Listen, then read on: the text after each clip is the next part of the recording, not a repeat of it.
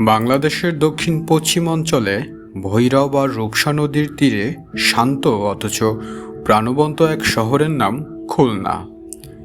এটি শুধু একটি বিভাগীয় শহর নয়, এটি বাংলাদেশের প্রবেশদ্বারগুলোর মধ্যে অন্যতম এবং বিশ্বের সর্ববৃহৎ ম্যানগ্রোভ বন সুন্দরবনের কোলে গড়ে ওঠা এক অনন্য জনপদ।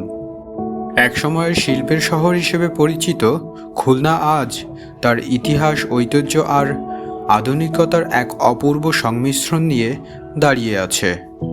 চলুন আজ আমরা ঘুরে আসি রূপসা পাড়ের এই মায়াবী শহর থেকে, জানব এর জন্মকথা, এর মানুষের জীবনের সংগ্রাম এবং এর লুকিয়ে থাকা সৌন্দর্য নিয়ে।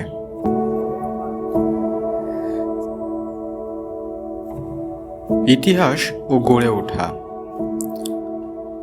খুলনা নামের উৎপত্তি নিয়ে ইতিহাসবিদদের মধ্যে বেশ কিছু মতভেদ রয়েছে।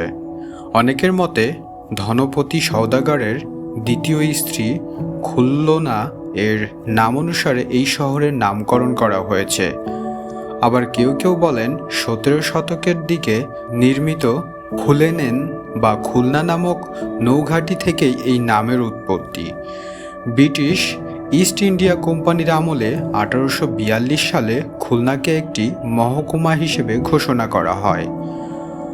পরবর্তীতে 1882 সালে এটি পূর্ণাঙ্গ জেলার মর্যাদা পায়।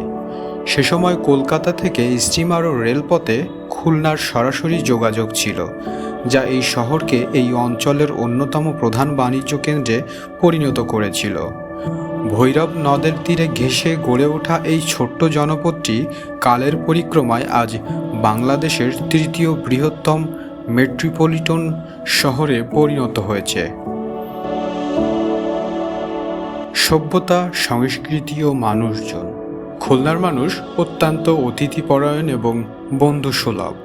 এই শহরের মানুষের নিজস্ব একটি আঞ্চলিক ভাষা বা টান রয়েছে, যা শুনতে বেশ মিষ্টি। বিভিন্ন জেলা থেকে আসা মানুষের মিশ্রণে খুলনা আজ একটি বৈচিত্র্যময় সংস্কৃতির শহর। খুলনার কথা উঠলেই যে জিনিসটির নাম সবার আগে আসে তা হলো এখানকার খাবার, বিশেষ করে চুই ঝাল। চুই গাছের ডাল বা শিকড় দিয়ে রান্না করা খাসি বা গরুর মাংসের ঝাল আর সুবাস পুরো বাংলাদেশে এখন বিখ্যাত। 0 পয়েন্ট বা চুপনগরে চুই ঝালের হোটেলে প্রতিদিন ভোজন রসিকদের ভিড় প্রমাণ করে খুলনার সংস্কৃতিতে খাবারের অবস্থান কতটা গভীরে। এখানকার মানুষের জীবনযাত্রা খুব বেশি যান্ত্রিক নয়। মানুষের কাজের ফাঁকে রূপসার পাড়ে বসে একটু প্রশান্তিক নিঃশ্বাস নেওয়া এই শহরের মানুষের নিত্যদিনের অভ্যাস। অর্থনীতি ও মানুষের কর্মসংস্থান। কর্মসংস্থান ও অর্থনীতির দিক থেকে খুলনার একটি সমৃদ্ধ ইতিহাস রয়েছে। একসময় খালিশপুর শিল্পাঞ্চলকে কেন্দ্র করে খুলনার অর্থনীতি আবর্তিত হতো। এখানকার জুট মিলগুলোর কারণে খুলনাকে শিল্পের শহর বলা হতো। সময়ের পরিক্রমায় এই জুট মিলগুলোর সোনালি দিন হয়তো হারিয়েছে, কিন্তু খুলনা থেমে থাকেনি। বর্তমানে খুলনার অর্থনীতির অন্যতম প্রধান চালিকা শক্তি হল সাদা সোনা খ্যাত চিংড়ি শিল্প। হাজার হাজার মানুষ এই চিংড়ি চাষ, প্রক্রিয়াজাতকরণ ও রপ্তানির সাথে যুক্ত। এর পাশাপাশি খুলনা শিপইয়ার্ড দেশের নৌশিল্পে বিশাল অবদান রাখছে। তাছাড়া বর্তমানে চিকিৎসা সেবা, শিক্ষা প্রতিষ্ঠান এবং ছোট বড় ব্যবসা প্রতিষ্ঠানকে কেন্দ্র করে তরুণ প্রজন্মের জন্য নতুন নতুন কর্মসংস্থানের সুযোগ তৈরি হচ্ছে এই শহরে। শহরের ভেতরে দর্শনীয় স্থান। শহরের প্রাণকেন্দ্রে অবস্থিত শহীদ হাদিস পার্ক খুলনাবাসীর বিনোদন ও অবসরের অন্যতম প্রধান স্থান।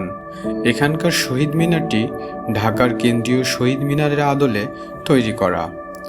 রূপসা সেতু বা খানজাহান আলী সেতু। খুলনায় আসবেন আর রূপসা সেতুতে দাঁড়িয়ে নদীর বুকে সূর্যাস্ত দেখবেন না, তা তো হয় না। এই সেতুটি কেবল যোগাযোগের মাধ্যমই নয়, এটি শহরের সবচেয়ে জনপ্রিয় আড্ডার জায়গা। খুলনা বিভাগীয় জাদুঘর। শিববাড়ি মোড়ে অবস্থিত এই জাদুঘরে সংরক্ষিত আছে প্রাচীন বাংলার বিভিন্ন প্রত্নতাত্ত্বিক নিদর্শন, যা আপনাকে নিয়ে যাবে অতীতের গভীরে। গল্লামারী স্মৃতিসৌধ ও খুলনা বিশ্ববিদ্যালয়।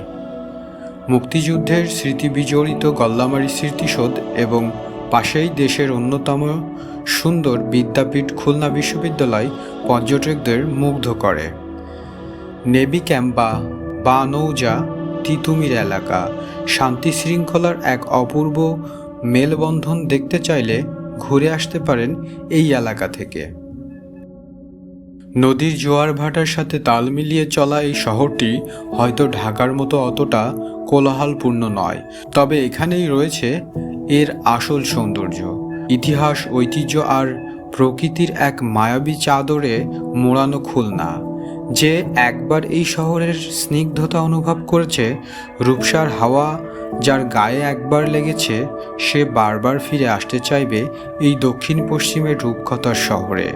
খুলনা শুধু একটি নাম নয়, এটি লাখো মানুষের স্বপ্ন, সংগ্রাম আর ভালোবাসার এক জীবন্ত ক্যানভাস। ভিডিওটি ভালো লাগলে অবশ্যই আমাদের সঙ্গে থাকবেন। আমাদের পরবর্তী ভিডিও দেখার জন্য আমাদের চ্যানেলটিকে সাবস্ক্রাইব করবেন। ধন্যবাদ সবাইকে।